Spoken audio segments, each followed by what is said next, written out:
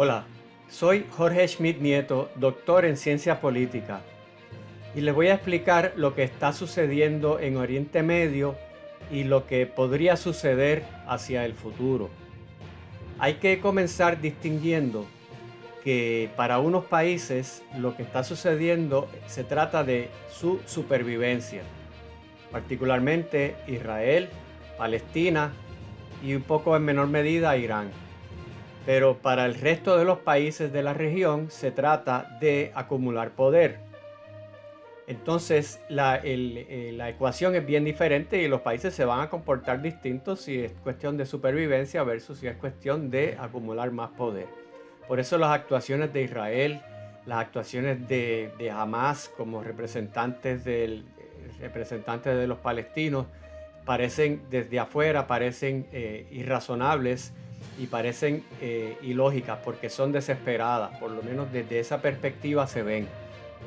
Estamos viendo una escalada que es un poco lo que jamás quería que sucediera, porque evidentemente uno de los objetivos de Hamas cuando el 7 de octubre explotó todo esto, detonó con esos ataques tan salvajes y esa toma de rehenes a israelitas, lo que querían era que el tema palestino se convirtiera en el tema más importante del mundo y eso lo consiguieron.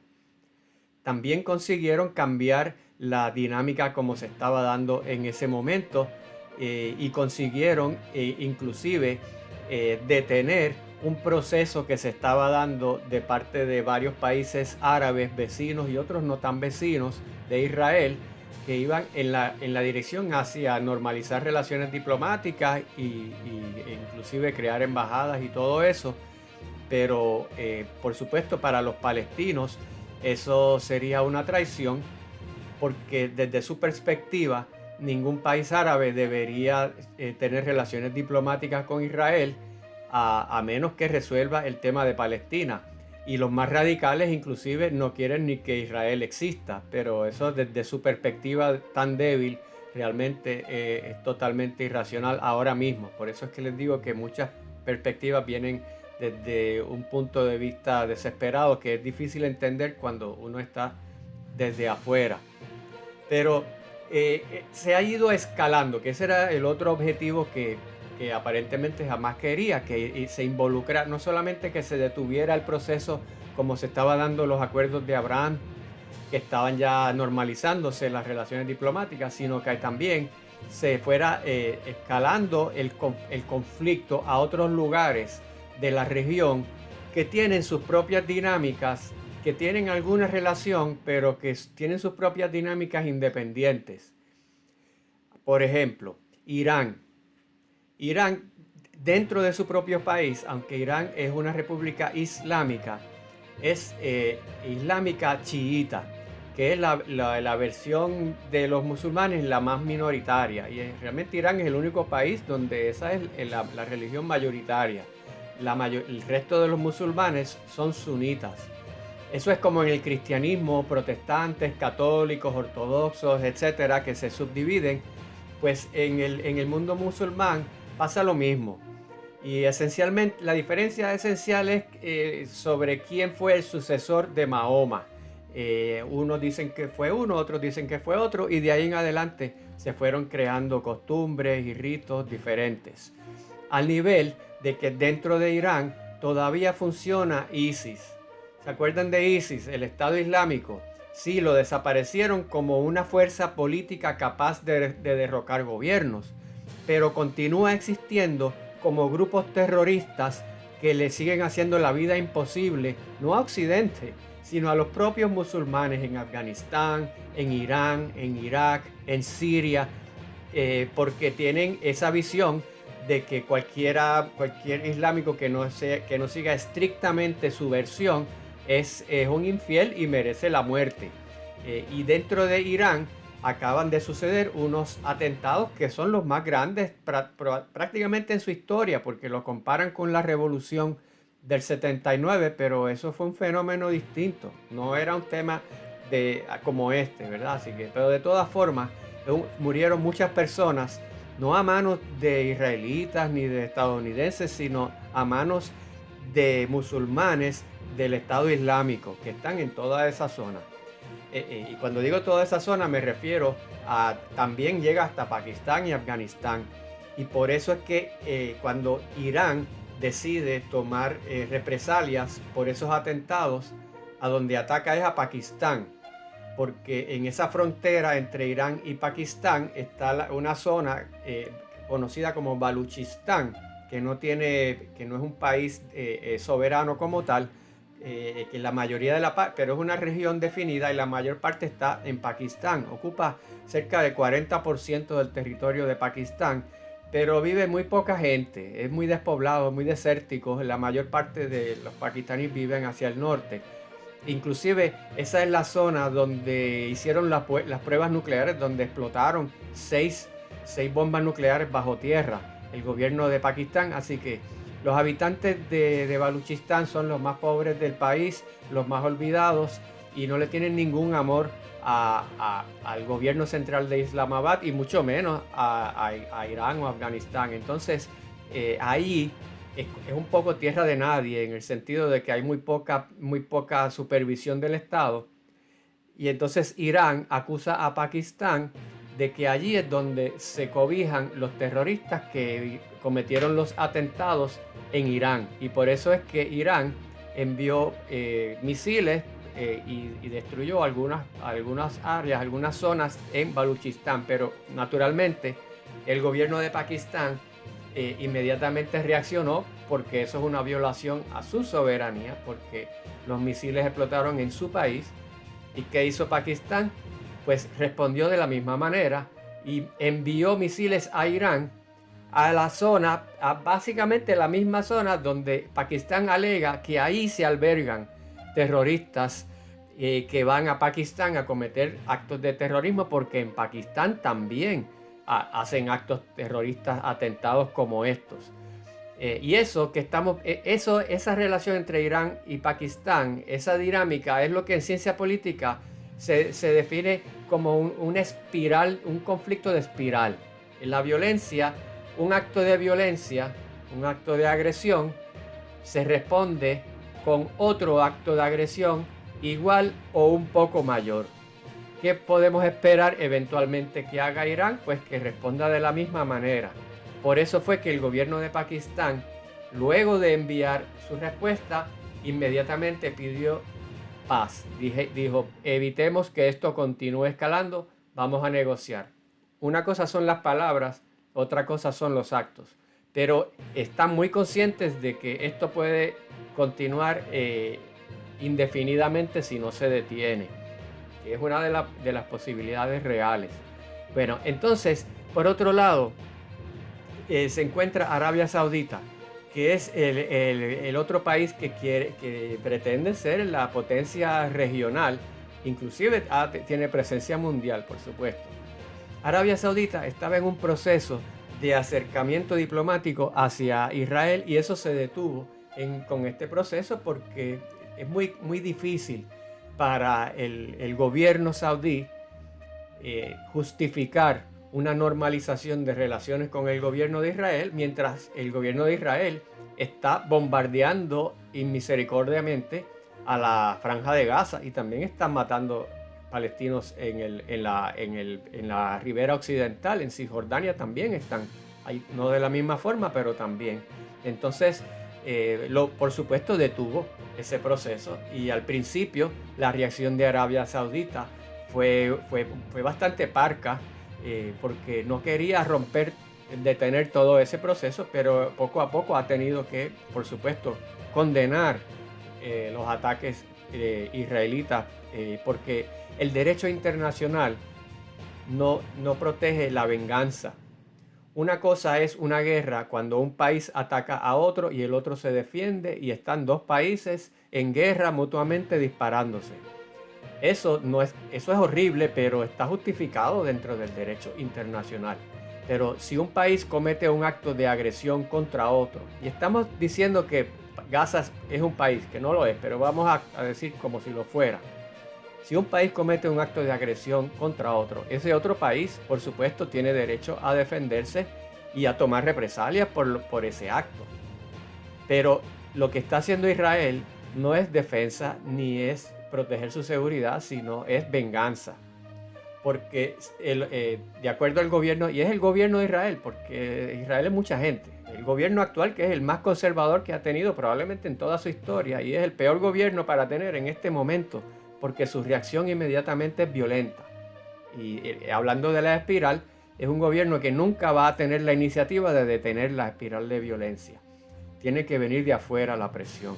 Así que la reacción del gobierno de Israel, entonces, ha reducido lo que al principio fue una solidaridad casi unánime del mundo con Israel, porque naturalmente sufrieron esos actos del 7 de octubre. Eso fue una salvajada, asesinaron personas, no importa, indiscriminadamente, de edad, género, lo que fuera, secuestraron personas igualmente de todo tipo.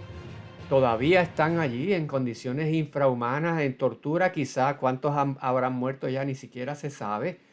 Y eso el mundo lo condenó enérgicamente, inmediatamente, inclusive hasta el propio mundo árabe lo hizo. Pero la venganza diaria de haber muerto más de 20.000, 24.000, el número sigue aumentando, de personas que no tuvieron nada que ver con esa decisión del 7 de octubre, y que inclusive no se trata de que desde Gaza han continuado esos ataques constantemente. Eso fue un día. El resto han sido cohetes esporádicos, pero no hay comparación. No hay un ejército en Gaza que se pueda comparar. Jamás no es eso. Tienen armas y pueden hacer actos terroristas, pero no pueden enfrentarse contra otro ejército. Ese poder no lo tienen. Así que no se trata de una guerra de un país con otro, sino se trata de un país tomando venganza contra otro. Pero los objetivos de Israel, del gobierno de Israel, no se van a cumplir de esa forma. Los dos objetivos son destruir a Hamás. Eso podría hacerlo a corto plazo, pero no es destruir a Hamás, es destruir a todos los palestinos. Y en el proceso, ¿cuántos Hamás está creando hacia el futuro? ¿Cuántos de estas personitas, de estos niños que han visto a toda su familia morir, a toda destrucción, que han visto que el mundo entero se queda impasible viendo cuando esto sucede, con muchas resoluciones y discursos, pero no detienen nada? ¿Cuántos de esas personitas en 10, 15, 20 años van a ser los protagonistas de los actos de terror? Así que podrán detener, quizá podrán eliminar a Hamás, pero están creando otro Hamás para el futuro. El otro objetivo, que es rescatar a los rehenes, pues es todo lo contrario. Es como que a una persona le secuestren a alguien y manden a un ejército a atacar la casa donde creen que tienen a la persona secuestrada. Pues, ¿qué es lo que usted cree que va a suceder? Lo primero que van a hacer los secuestradores es asesinar a quien tienen allí. Ahora, los victimarios son los secuestradores, no es justificándolos. Pero desde la perspectiva del gobierno israelí, lo peor que pueden hacer es continuar con estos ataques indiscriminados, que lo que van a provocar no es negociar ni la salida de los rehenes, sino todo lo contrario, venganza contra esas personas y reducir la posibilidad de que salgan. Y ya eso se lo están diciendo. Muchos de los familiares le están diciendo, Netanyahu, el primer ministro de Israel, ¿no? Le están diciendo, eso no es la forma de traer a los rehenes, eso es todo lo contrario a lo que debería estar haciendo. Así que no da la impresión de que realmente el gobierno actual, su objetivo real sea ese, sino que tal vez parece ser que están dispuestos a que mueran los rehenes con tal de el objetivo final, que es ocupar el territorio. Porque entre Palestina e Israel el problema es de territorio. ¿Quién ocupa cuánto territorio? Desde el 1947 esa ha sido la dinámica. ¿Cuánto territorio se le otorga o ocupa el Estado de Israel versus Palestina, versus también sus vecinos como el Líbano, Jordania, Egipto, Siria, de los cuales también con los cuales también ha tenido guerras provocadas por ellos, no provocadas por Israel, pero también ha habido, así que con ellos, problemas territoriales. Así que eso es realmente de lo que se trata el problema entre Palestina y entre Israel. ¿Quién ocupa ese territorio? La guerra puede y ya el lugar más propenso a que la guerra se esparza directamente, la de Hamas a Israel, es en el Líbano, porque el Líbano tiene frontera en el norte con Israel, tiene ya un historial desde el 1979-80 de Israel interviniendo en la guerra civil del Líbano.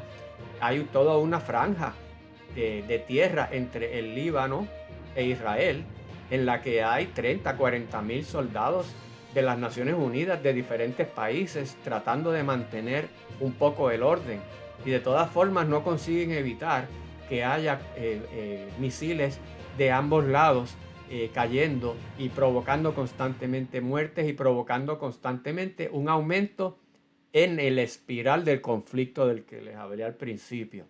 Y allí está, ¿quién controla allí el gobierno del Líbano? Pues Hezbollah. Hezbollah, que es igual que Hamas, Hezbollah es a su vez un movimiento político y un movimiento armado, pero llegan al poder a través de las elecciones. Hamas llegó al poder en Gaza a través de elecciones. Claro, después que ganó las elecciones no convocó más ninguna.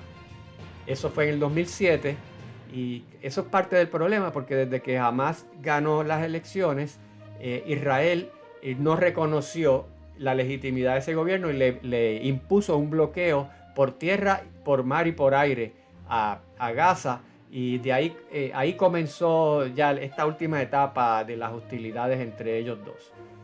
Pero en el norte, en el Líbano, está Hezbollah, que igual que Hamas también es un grupo que es político. Cuando digo político, es un partido político que va a las elecciones y aparece en la papeleta junto a los otros partidos políticos, candidatos, y las personas votan por ellos. Llegan al poder, pero Hezbollah y Hamas, claro, tienen apoyo militar y apoyo financiero de parte de Irán. No necesariamente porque son aliados religiosos, porque no son todos chiitas. Pero en este sentido, pues pesa menos la religión o la vertiente islámica de su religión, pesa menos eso que la conveniencia geopolítica. Hezbollah ya hace unos años tuvo un conflicto con Israel, y demostró que tiene mucho más poder de lo que tiene Hamas, y que un conflicto con Hezbollah en el Líbano puede ser prolongado y puede ser muy serio. Pero hasta ahora, en el norte de Israel, en el sur del Líbano, han continuado esporádicamente bombardeos, asesinatos, y hasta ahora no hay indicios de que eso vaya a detenerse, y si no se detiene, puede evolucionar en lo que ya algunos analistas y politólogos dicen que es inevitable, una guerra civil en el Líbano o una intervención israelita en el Líbano. Esperemos que no. Por otro lado, Jordania, que también es vecino de Israel, inicialmente también, igual que gran parte de los países árabes, tácitamente le dio su apoyo al gobierno de Israel. No apoyó las acciones ninguno ha apoyado las acciones de Hamas, excepto Irán. Ninguno ha apoyado esas acciones del 7 de octubre. Pero al condenar los ataques, los bombardeos de Israel, pues se posicionan de alguna manera de favor de Hamas o de favor de Palestina. Egipto tiene frontera con Gaza. Egipto es el único país que tiene la capacidad de permitir que entre, aparte de Israel, de permitir que entre ayuda humanitaria, y ha sido el que ha utilizado entonces esa herramienta para posicionarse y aumentar su poder en la región.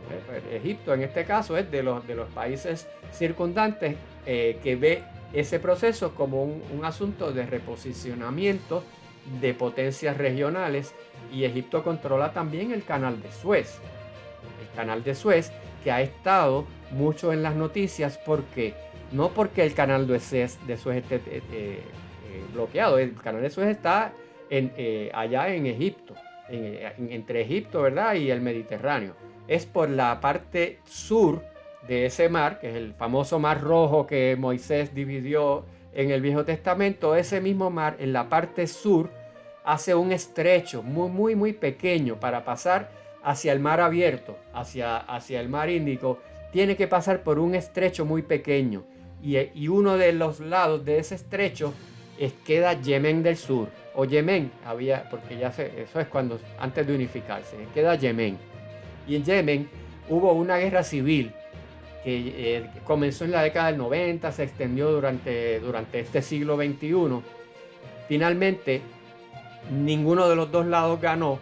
El lado aliado a Irán, lo que se llaman los Hutis, controlan la capital y la parte donde está la mayor cantidad de población, y la zona donde está precisamente ese estrecho de mar por donde tienen que pasar la carga mundial, que es cerca de 15% de la carga de todo el mundo. Y eso es mucho, incluidos tanqueros que vienen de petroleros que vienen de Arabia, de Kuwait, de Irak, inclusive hasta del mismo Irán.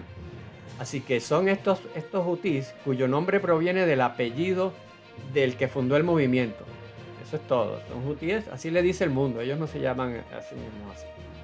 Ellos han decidido que ellos están solidarizados con los palestinos en Gaza porque ellos han padecido muchos años de guerra y Yemen es un país extremadamente pobre. Ha habido hambruna, una crisis humanitaria terrible, y ellos saben lo que es que el mundo se haga de la vista larga mientras sus niños están muriéndose de hambre y su país se está destruyendo.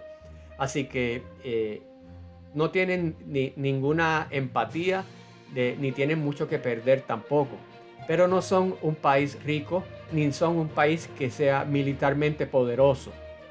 Pero no necesita eso para detener el transporte por el Mar Rojo, porque el estrecho es muy pequeñito y es muy difícil a menos que vaya a haber una invasión de tierra. Lo que hizo Estados Unidos, Reino Unido, fue que enviaron cohetes, enviaron misiles, explotaron, ¿verdad?, instalaciones en Yemen del Sur como castigo y con la intención de que eso detuviera los ataques a los buques que los hutíes, ellos alegan que solamente atacan buques israelitas o amigos de ellos, ¿verdad?, que lleven productos allá, pero eso es totalmente arbitrario. Ellos atacan a quienes ellos deciden. Así que por eso es que Estados Unidos ha bombardeado varias veces ya a Yemen. Pero si los ataques hacia los buques continúan desde Yemen, eso caería dentro de esta espiral y provocaría que Estados Unidos, Reino Unido y los países que les interesa mantener eso abierto tuvieran que considerar la posibilidad de enviar tropas a Yemen. Eso está lejos todavía y esperemos que eso no suceda, porque eso sería la verdadera escalada de esta guerra, que algún país que no es de la región envíe tropas a la región, a algún lugar donde haya conflicto. Eso sería la última posibilidad, totalmente desesperada, pero no está fuera de las cartas, porque hoy día está casi detenido el tráfico marítimo por esa zona y están las compañías más grandes del mundo no están pasando por allí, tienen que pasar por abajo, por África, una ruta larguísima, costosísima, muy peligrosa también, que por supuesto, si eso continúa, puede tener el efecto de aumentar los precios de todo en el mundo. Cuando le añadimos lo que está sucediendo en Panamá, que no tiene que ver con esto directamente, pero el canal de Panamá se está secando.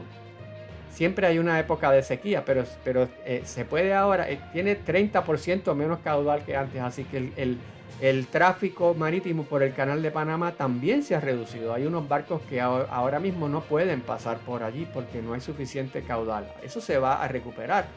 Y esa sequía es por los ríos y los manantiales que le llevan agua al canal mismo, allá en Panamá. No tiene que ver con esto, pero se detiene el comercio por el canal de Suez porque no pueden pasar por allí. Se reduce el comercio por el canal de Panamá y eso tiene un efecto de encarecer los costos de los productos, y esperemos que eso no suceda. Pero dentro de Estados Unidos eso tendría un efecto político muy fuerte porque es un año electoral. En noviembre hay elecciones. Estados Unidos ha padecido de una inflación muy alta desde hace varios años, la más alta que tenía en 40 años, y ha tenido que tomar decisiones de aumentar las tasas de interés.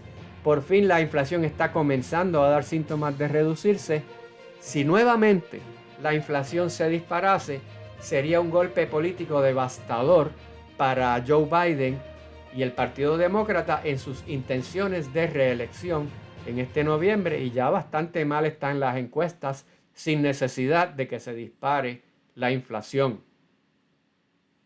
Ahora, Siria queda también vecino de esa zona. Recuerden que Siria estuvo destruido durante esa guerra civil, y el gobierno sirio realmente no tiene control sobre todo el país. Hay partes que las ocupa Turquía, otras partes las ocupa inclusive Estados Unidos, otras partes lo tienen los kurdos, y hay otras partes que la tienen rebeldes.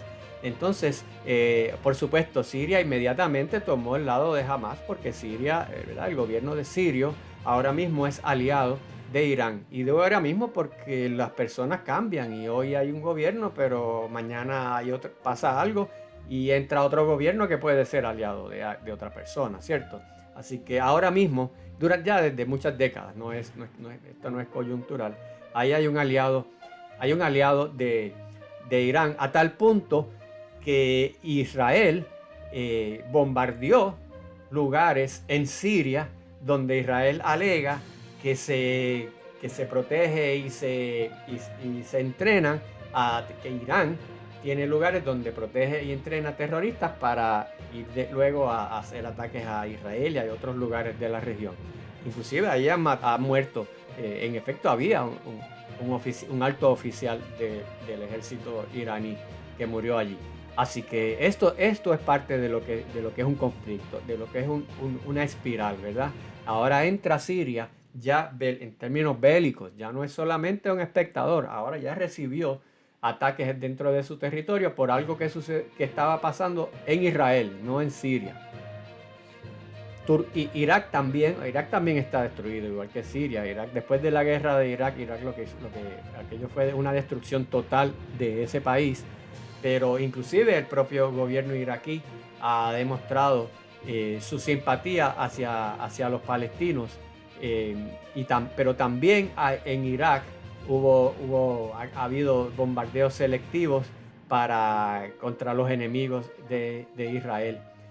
Por otro lado, no se nos puede olvidar Turquía, que no son árabes, pero sí son musulmanes, y que durante varios siglos controló toda esa región. El Imperio Otomano, desde digamos 1500 hasta 1917, controló todo Oriente Medio, gran parte de Arabia Saudita, todo hasta el norte de África.